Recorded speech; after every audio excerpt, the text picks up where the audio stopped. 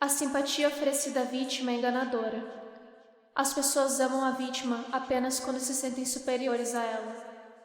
Eu me recusei a ser reduzida a uma garota enfraquecida que precisa de ajuda. Aí então, o humor mudou. Pouco a pouco, a simpatia transformou-se em ressentimento e inveja. Em alguns casos, em ódio declarado.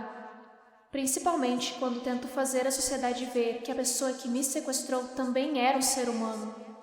O caso de hoje vai falar sobre um sequestro que durou 3.096 dias, quase 9 anos. Foi apenas com a atitude da própria vítima, que nunca desistiu de tentar se libertar, conseguiu usar o momento certo para fugir. Esse vídeo vai falar sobre o sequestro de Natasha Campusch, é um caso bastante conhecido no mundo inteiro, mas eu quero deixar um recado aqui para vocês antes. Durante muitos anos, ela se recusou a confirmar, até a comentar sobre o assunto de ter sido ou não violentada sexualmente durante o período do cárcere. Essa é uma parte que ela preferiu manter com ela nunca quis trazer para o público, e até em seu livro, que foi publicado em 2010, ela também não comentou sobre esse assunto. Somente em 2013, em uma entrevista a uma TV alemã, por ocasião do lançamento do filme baseado no livro 3096 Dias de Cativeiro, foi que Natasha assumiu ter sofrido violência sexual durante o período em que ela esteve sequestrada. Só que deu para perceber que essa foi uma parte arrancada dela, porque isso veio à tona depois que vários documentos do sequestrador foram publicados e o filme também acabou usando parte dessa situação. Essa foi uma parte, como eu falei, arrancada dela. É por conta disso que nesse vídeo de hoje aqui, eu vou respeitar essa parte e nenhum fato sobre violência sexual será citado aqui. Eu vou manter fora da narrativa em respeito a ela mesma. Olá, misteriosos! Se você for novo aqui no canal, já se inscreva, ative o sino para receber notificação sempre que um novo caso for lançado, deixe o seu like, deixe o seu comentário também. Essas são ações muito importantes que ajudam a plataforma a entender que os vídeos que eu trago são bacanas e assim eles propagam o meu canal para mais pessoas. Fechado? Recados dados, vamos pro caso de hoje.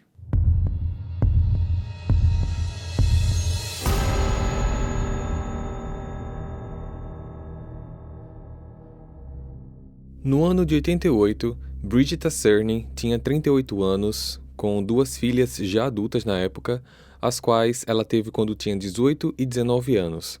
Estava vivendo junto há 3 anos com Ludwig Koch e, no dia 17 de fevereiro de 88, na Áustria, deu à luz a sua terceira filha, Natasha Campusch.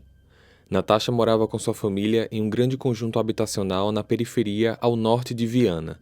Sua mãe era uma pessoa energética, decidida, mas tinha dificuldade em demonstrar emoções. Não era o tipo de pessoa que pega uma criança no colo com carinho ou que acalenta uma criança que chora de dor ou medo. Lágrimas, fraqueza e manifestações excessivas de afeto a incomodavam profundamente. Já o pai de Natasha era o oposto disso. Era afetuoso, abraçava e brincava sempre que podia com a filha. No entanto, não era um bom companheiro para a esposa. Bebia muito, passava as noites com amigos nos bares, não era muito responsável com as finanças da família e não era fiel à esposa.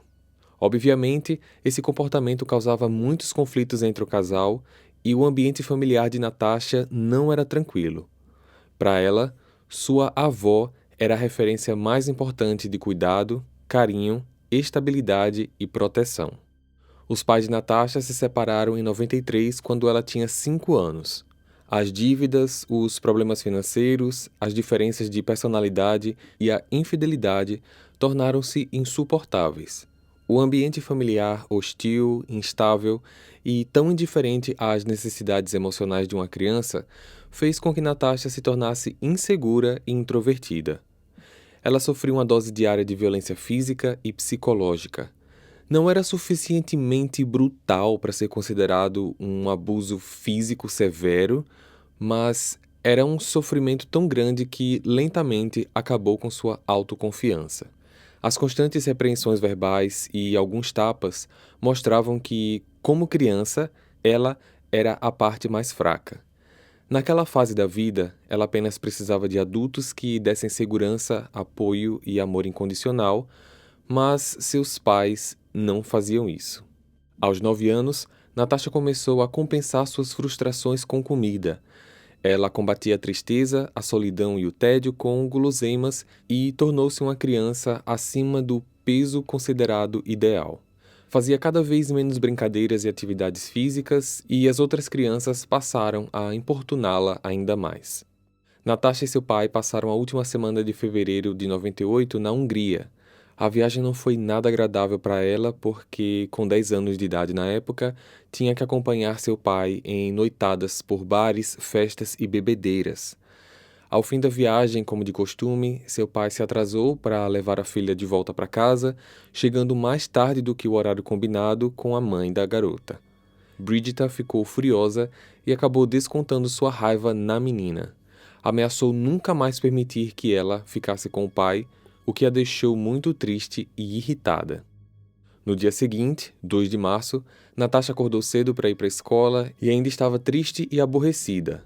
Ela já havia convencido sua mãe a deixá-la ir sozinha para a escola, afinal, as outras crianças de 10 anos já haviam conquistado essa independência.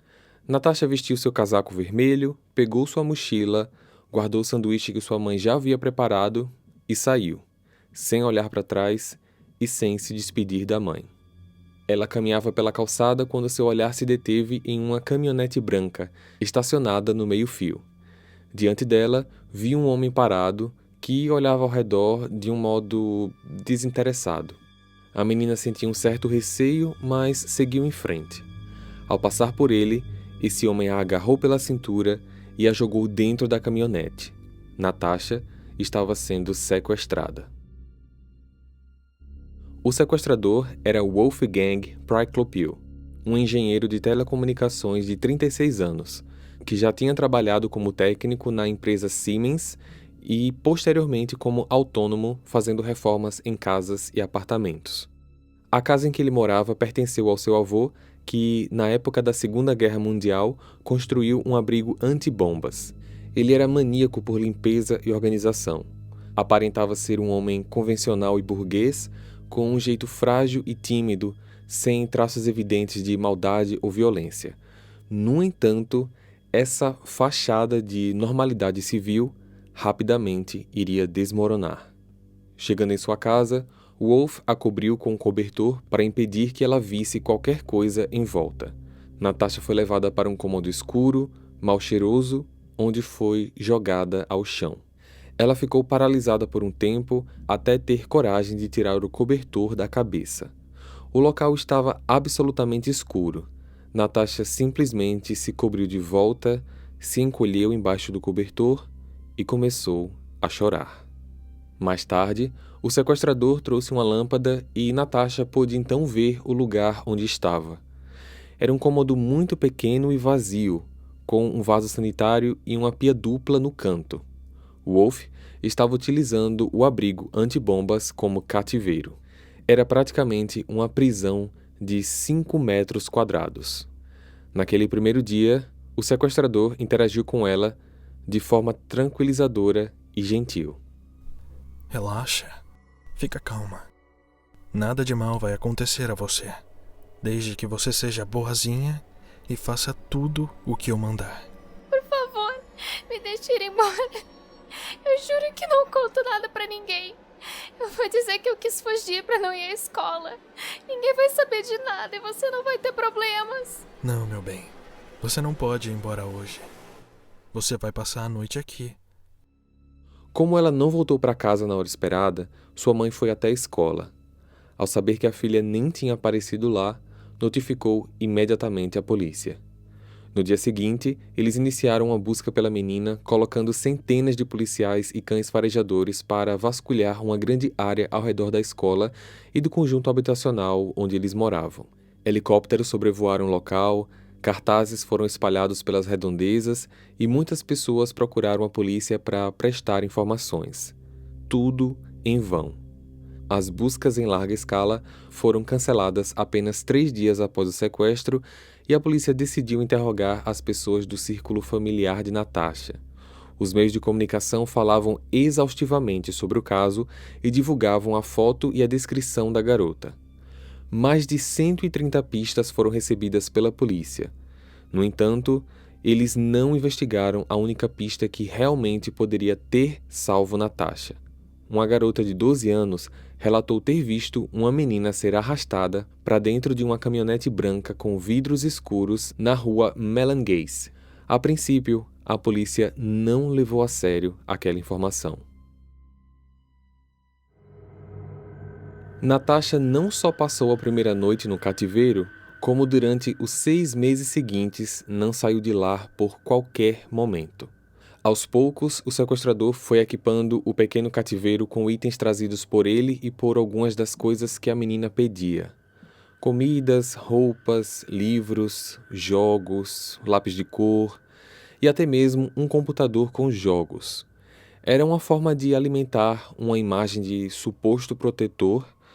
No entanto, tempos depois, ele começou a revelar sua paranoia e psicopatia. Desde o início do sequestro, Natasha foi submetida a vários tipos de tortura, que a princípio eram muito sutis, mas se tornaram extremamente violentas com o passar do tempo. O cativeiro possuía um ventilador que fazia um barulho insuportável e constante. O sequestrador deixava a luz acesa o tempo inteiro. O odor do local era simplesmente desagradável. Sabe-se que essas práticas correspondem a um tipo de tortura conhecida como tortura sensorial, que provocam um profundo esgotamento físico, confusão mental e incapacidade de reagir. Exatamente o que o sequestrador queria. Apesar de, no início, o Wolf tentar ser agradável e prestativo, ele logo apresentou seus métodos de opressão para garantir que ela nunca tentasse escapar ou que fizesse algo contra ele. Em um primeiro momento, ele apenas fazia ameaças. Se você não fizer o que eu mandar, eu vou tirar a luz e você vai ficar na completa escuridão. Se você não for boazinha, eu vou ter que te matar. Pouco tempo depois, ele começou a revelar mudanças bruscas de humor sem causa aparente, tornando-se raivoso e agressivo inesperadamente. As ameaças diárias e o humor inconstante do seu carcereiro fizeram com que Natasha procurasse se adaptar àquela situação, controlando seu medo de criança e tentando corresponder às expectativas do sequestrador. Talvez, inconscientemente, sua infância repleta de castigos, tapas, a moldou para ser uma garota forte. Os dias passavam e Natasha já havia compreendido que não conseguiria escapar. Sua única esperança era a polícia e ela acreditava firmemente que seria resgatada. Obviamente, ela não fazia ideia do que estava acontecendo lá fora. Enquanto sozinha, ela costumava chorar, mas quando o sequestrador vinha para levar comida 2 vezes por dia, ela buscava conversar e interagir com ele, e implorava para que ele a libertasse. Diante da indiferença de Wolf, ela pedia a ele que brincasse com ela e ficasse ali por mais algum tempo. A solidão era enlouquecedora para a garota. O mundo exterior não era mais o seu mundo. Natasha era uma criança que estava só e, por mais contraditório que pareça, ela se sentia mais segura na presença dele. Depois de algumas semanas, o sequestrador começou a empreender um novo tipo de tortura, a tortura psicológica. Disse para Natasha que havia procurado os pais dela para que eles pagassem um resgate, mas eles não manifestaram qualquer interesse em resgatá-la. Seus pais não te amam. Eles não te querem de volta. Estão felizes porque finalmente se livraram de você. Eles me amam sim. Eles me falam isso o tempo todo e vão vir me resgatar junto com a polícia. Você tem muita sorte de eu te aceitar aqui. Tem sorte de eu ficar com você. Você deveria me agradecer. A repetição constante daquelas palavras tão cruéis para uma criança aumentou as incertezas que Natasha já sentia antes do cativeiro. O sequestrador abalou uma base importante da sua autoconfiança e ela se tornava cada vez mais dependente emocionalmente do sequestrador. Além disso, a briga que ela teve com a mãe na noite anterior ao sequestro e o fato de ter saído para a escola no dia seguinte sem se despedir alimentavam sua culpa de que o sequestro poderia ser uma espécie de castigo por seu mau comportamento. Sabe-se que é comum a vítima atribuir a si mesma a culpa pelo crime que é cometido contra ela, mas é muito triste pensar que uma garota de apenas 10 anos de idade já estivesse sentindo isso. Naquele meio tempo, a polícia finalmente resolveu agir com base na declaração da menina de 12 anos que presenciou o momento em que Natasha foi sequestrada. A polícia divulgou o testemunho da menina e anunciou que, nos próximos dias, caminhonetes brancas seriam examinadas. Isso fez com que o Wolf tivesse tempo suficiente para se preparar. A polícia foi à casa dele 40 dias após o sequestro e pediu-lhe que mostrasse o veículo. O sequestrador já havia enchido a caminhonete de entulho, alegando que estava fazendo uma reforma na casa. Os policiais não examinaram a caminhonete, apenas tiraram fotos e foram embora. O Wolf não tinha um álibi para o dia do sequestro e ainda assim os policiais deram-se por satisfeitos e nem examinaram a casa. Pediram desculpas pelo incômodo e saíram. É inacreditável pensar que o sequestro poderia ter durado apenas 40 dias caso a polícia tivesse feito seu trabalho adequadamente. Alguns dias depois desse acontecimento, o Wolf deu mais um reforço à tortura psicológica que fazia contra Natasha. Suas mentiras atingiam agora um novo patamar. Sabe, eu desisti de pedir o resgate para os seus pais, porque eles não se comunicaram mais comigo. Eles não estão muito interessados em você, sabia? Você já viu meu rosto e me conhece muito bem, então não posso te libertar. Mas eu decidi que vou cuidar de você do jeito que for possível. Por favor, me deixa ir. Eu preciso ir pra escola, ver meus pais. Eu juro por Deus que eu não vou denunciar você. Agora você mora aqui, comigo, pra sempre. O Wolf se manteve calmo, ignorou o desespero da menina e saiu. Ela ficou só e aos 10 anos já estava sentenciada a uma prisão perpétua. Muitos meses se passaram, Natasha já havia desistido de pedir que o sequestrador a libertasse, porque estava convencida de que não ia adiantar de nada. Ela se ocupava arrumando com esmero seu pequeno cativeiro, limpava cada canto e o enfeitava com desenhos e pinturas. Tentava criar, naquele lugar sombrio, um refúgio, um ambiente acolhedor em que ela se sentisse protegida. O sequestrador equipou o cativeiro com televisão, videocassete, Walkman e rádio. Natasha passava seus dias na companhia de livros, programas de TV e músicas. Essas coisas eram vitais para que ela acabasse, de alguma forma, conservando a sua sanidade mental. No entanto, esses mesmos materiais eram usados como chantagem e punição pelo sequestrador. Ela perdia o direito aos itens caso não fosse boazinha. Ocorre que não era possível prever o que o sequestrador considerava como ser boazinha ou não. Às vezes, pelos motivos mais tolos, ele a privava das coisas de que ela mais gostava, sem falar que as oscilações de humor dele estavam cada vez mais imprevisíveis. Cada vez mais obcecado pelo controle, o sequestrador instalou um interfone no cativeiro, para que ele pudesse falar com ela sem precisar descer até o local. Com o tempo, Natasha percebeu que, mais do que um item de controle, o interfone seria também uma nova forma de tortura, porque ele ligava sem parar para perguntar o que ela estava fazendo. Muitas vezes, quando irritado, gritava. E se ela não atendesse ao telefone, ele descia. Com quase um ano de cativeiro, Natasha já estava deprimida e apática. Esse estado emocional incomodava o sequestrador, que não sabia lidar com sua tristeza. Ele tentava animá-la com jogos, doces, mas nada adiantava. Até que ele ofereceu algo que ela havia pedido várias vezes e que ele sempre negava: um banho de verdade, um banho de banheira. Durante todo esse tempo, Natasha se lavava nas pias do cativeiro. Se limpava como era possível, mas não era um banho completo e não era agradável. A promessa desse banho a deixou muito animada, não pelo banho, mas pela possibilidade de sair dali pela primeira vez e conhecer a casa do sequestrador. O Wolf fez muitas recomendações e ameaças. Presta atenção. Se você gritar, eu te mato. Tem explosivos nas portas e janelas. Se tentar fugir, você morre.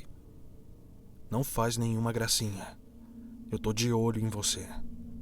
Natasha concordou com todos os termos, até que, certa noite, o sequestrador abriu a porta do cativeiro e mandou que Natasha o seguisse. Ela viu pela primeira vez que estava aprisionada num subterrâneo profundo, hermeticamente fechado por uma porta de concreto armado que pesava mais de 150 quilos. Para chegar ao andar de cima, passaram por um túnel estreito, subiram uma escada onde havia uma outra porta que ficava escondida atrás de um cofre de ferro e, na frente desse cofre, uma cômoda. Ela pôde ver que qualquer tentativa de fuga daquele cativeiro seria inútil. Ninguém jamais ouviria ela gritar, muito menos a encontrariam lá. A entrada para o cativeiro era muito bem escondida. Se alguma coisa acontecesse com o sequestrador e ela estivesse lá embaixo no cativeiro, ela estaria praticamente enterrada viva. Natasha foi então para o andar superior e tomou o seu tão desejado banho de banheira sob vigilância do sequestrador. Tudo foi muito rápido e ela logo voltou para o cativeiro. Pouco tempo depois desse episódio, a primeira agressão física dele contra a Natasha começou a se tornar cada vez mais possível. Até então, ele só havia gritado com ela algumas vezes, xingado, humilhado, mas nunca havia perdido o controle. Num certo dia, ele estava no cativeiro instalando um beliche suspenso e algumas prateleiras, e para isso ele precisava usar uma furadeira. Natasha fez a ele uma simples pergunta. Por que você está parafusando a prateleira aí? Você por acaso esqueceu que só deve falar comigo quando eu permitir? Quem você pensa que é pra falar comigo, p***? É por isso que ninguém te quer por perto! Porque você é um incômodo! Só faz mal e atrapalha a vida das pessoas! Ele jogou a furadeira com toda a força em direção a Natasha. Felizmente, ela conseguiu desviar e a furadeira não a atingiu. Mas aquele incidente deixou a menina muito impressionada porque agora ela sabia que ele realmente era capaz de machucá-la caso ela não obedecesse. Isso a deixou ainda mais assustada e submissa. Natasha estava cada vez mais triste e oprimida. O Natal se aproximava e era insuportável pensar que ela passaria as festas sozinha no cativeiro. Como qualquer criança, ela adorava o Natal e aquele seria o primeiro que ela passaria longe da família. O sequestrador tentou amenizar sua tristeza com presentes e até colocou uma pequena árvore de Natal dentro do cativeiro. Na noite de Natal, ele lhe entregou doces e uma refeição especial. Só que a tristeza da garota não passava. Quando o ano novo começou, Natasha sentia que o mundo exterior se afastava cada vez mais dela. Suas lembranças da vida antiga se tornavam obscuras e irreais, ao passo que as visitas ao andar superior se tornavam mais frequentes. 2 vezes por semana, no andar de cima, ela podia tomar banho, comer e assistir televisão. Apesar de tudo isso representar um certo alívio ao confinamento do cativeiro e até mesmo uma oportunidade de fuga, Natasha não se sentia encorajada. Quando estava fora do cativeiro, ela se sentia como se estivesse acorrentada ao sequestrador por uma corrente invisível. Ele a forçava a ficar de pé e a andar a no máximo 1 metro de distância dele. A obrigava a manter a cabeça baixa e nunca levantar os olhos. O Wolf queria que Natasha se desvinculasse totalmente da sua vida passada. Proibiu a garota de mencionar seus pais, sua família ou qualquer aspecto da vida anterior. E ficava muito agressivo se ela falasse qualquer coisa nesse sentido. Ela tinha que demonstrar gratidão por ele a ter resgatado do seu passado infeliz. Você não tem mais família. Agora eu sou a sua família. Você tá muito melhor comigo. Sorte a sua de eu cuidar de você. Você não é mais a Natasha. Você é minha agora. E vai ter outro nome. Natasha então escolheu o nome Bibiana, personagem de um livro que ela gostava. No final do segundo ano de cativeiro, Wolf já estava bem seguro de que Natasha se encontrava em uma prisão muito mais forte do que uma porta de concreto, a prisão psicológica. Então, ele concedeu algo que ela desejava muito: alguns instantes fora da casa, ao ar livre. O tempo passava, Natasha crescia e, aos 12 anos, ela ficou menstruada pela primeira vez. O sequestrador ficou muito confuso com esse novo fato e sua paranoia atingiu um nível inédito. Ele ficava histérico quando Natasha se sentava em algum lugar, com medo de que ela sujasse o local, e a tratava como se ela fosse suja e repugnante. Mas, ao mesmo tempo, a partir daquele momento, como ela não era mais criança, ele passou a delegar serviços domésticos a ela. Natasha cozinhava e fazia toda a limpeza da casa sozinha, sendo sempre observada e recebendo duras críticas e ordens severas.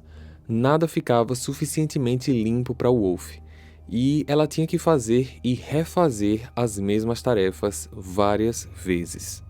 Além dos serviços domésticos, Natasha foi obrigada a ajudar no trabalho de reforma do andar superior da casa. Ela fazia serviços muito pesados que estavam muito além das suas forças e capacidades. Ela tinha apenas 12 anos e estava submetida à prisão e trabalhos forçados.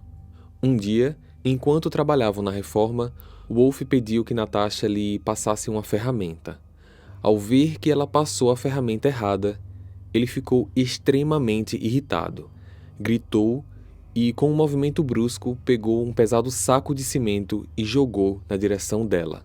O saco a atingiu com força e ela caiu no chão.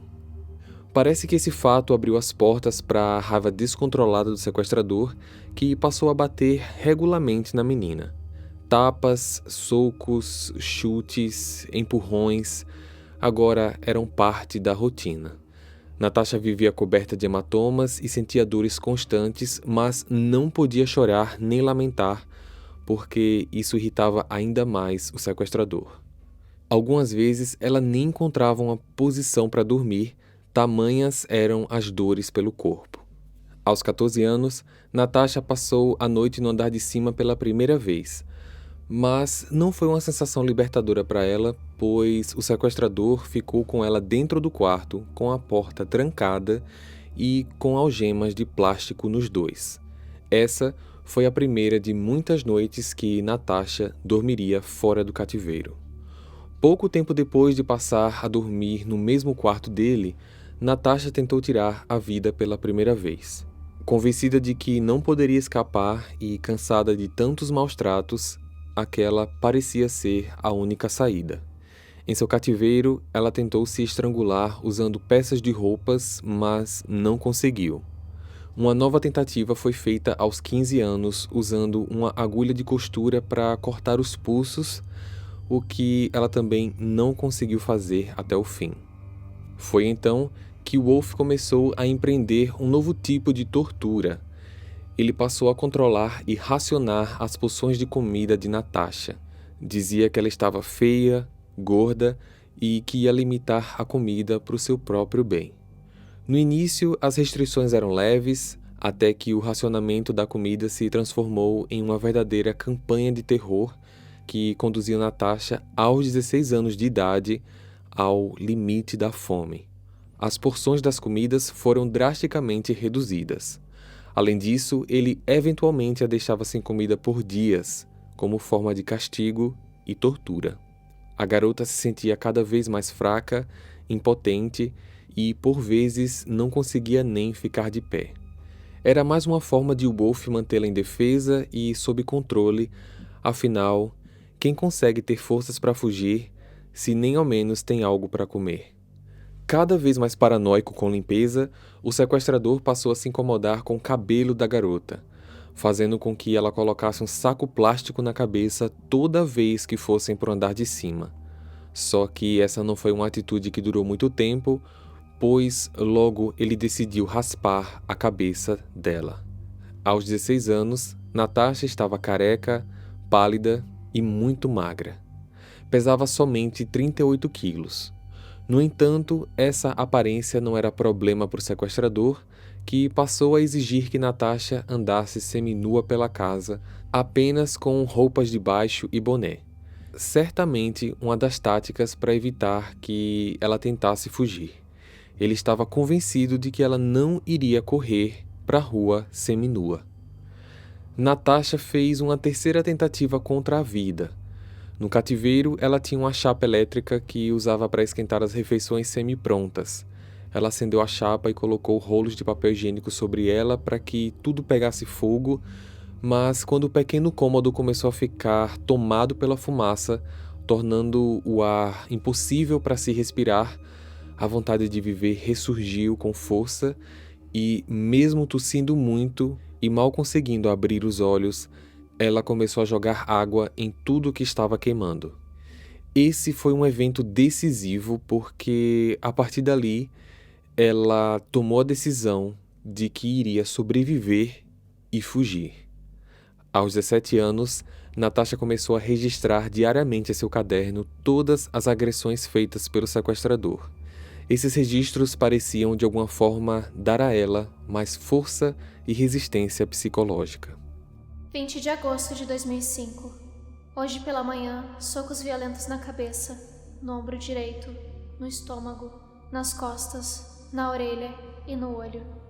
Gritos, xingamentos e empurrões enquanto eu descia as escadas. Ele me estrangulou, sentou em cima de mim e apertou minha boca, me sufocando. Jogou objetos em mim e me empurrou com violência contra a mesinha da cabeceira. 21 de agosto de 2005. Queixos matinais. Café da manhã sem cereal. Xingamentos sem motivo. Socos, pontapés e empurrões. Tapas no rosto. Arranhou minha gengiva com o dedo. 22 de agosto de 2005. Socos na cabeça. 23 de agosto de 2005. Golpes com uma vassoura no cotovelo, braço e no pulso esquerdo. Joelhadas no estômago. Ele queria que eu me ajoelhasse. Tapas, socos. Não recebi comida hoje. Ao mesmo tempo em que Wolf agredia Natasha violentamente e parecia cada vez mais descontrolado com a possibilidade de que seu crime fosse descoberto, ele manifestava cada vez mais o desejo de ter com ela uma vida normal, entre aspas, em que pudessem sair de casa juntos para passeio e compras, por exemplo. Foi então que, depois de fazer muitas ameaças de matá-la e matar qualquer pessoa para quem ela ousasse pedir ajuda, ele a levou para fora de casa pela primeira vez, rodaram de carro e pararam brevemente em um bosque vazio. Após aquela primeira saída, Wolf se animou com a atitude submissa da garota e passou a levá-la para fora de casa com mais frequência. Mesmo que essas saídas representassem um grande risco, ele estava convicto de que Natasha não teria coragem de fugir ou pedir ajuda, tamanha era a prisão psicológica em que ele tinha colocado ela. Nos dias seguintes, foram juntos à farmácia, ao shopping, a lojas de materiais de construção, e ela sempre se comportava como ele esperava. Mesmo quando era abordada por vendedores e atendentes diversos, o que poderia ser uma chance real de libertação, tornava-se algo tão angustiante e assustador que Natasha não conseguia nem reagir. Em uma ocasião, a maior oportunidade de salvação se apresentou quando eles foram parados por uma blitz. Diante do policial que o abordava calmamente solicitando documentos, Natasha apenas rezou para que seu olhar pudesse revelar ao policial que ela precisava de ajuda, já que ela se sentia incapaz de se mover ou falar. Nada aconteceu e eles foram rapidamente liberados para que seguissem o seu caminho. Wolf parecia satisfeito com aquela nova fase em que podia realizar sua fantasia de uma vida normal com Natasha, sem que ela lhe oferecesse algum perigo. Pouco antes do aniversário de 18 anos dela, Wolf, que sabia que Natasha gostava de esquiar e ele próprio adorava o esporte também, decidiu que os dois fariam juntos uma pequena viagem a uma estação de esqui. Apesar de não haver nenhuma naturalidade naquela situação, Natasha, que ainda estava muito magra e fraca, conseguiu esquiar e aproveitar o dia de falsa liberdade. Até que no certo momento ela pediu para usar o banheiro. Como ele não poderia entrar no banheiro feminino com ela, Wolf a levou até a porta e reforçou todas as recomendações e ameaças de sempre. O banheiro estava vazio, mas quando Natasha estava na cabine, ouviu a porta se abrindo e alguém entrou. Natasha saiu da cabine às pressas e se deparou com a mulher. Pela primeira vez, ela estava sozinha com uma outra pessoa. Natasha reuniu as poucas forças que tinha e falou com a mulher. Ela disse, num tom muito baixo, palavras meio desencontradas. A mulher apenas sorriu e saiu. Tempos depois, descobriu-se que essa mulher era uma turista holandesa e não tinha entendido nada do que Natasha tinha falado. Vocês precisam me ajudar. Eu preciso de um celular para chamar a polícia, por favor! Para saber como foi a fuga e resgate de Natasha, o que aconteceu com o sequestrador e como a vítima está nos dias de hoje, basta clicar no link aqui do lado para acompanhar a parte 2 desse caso.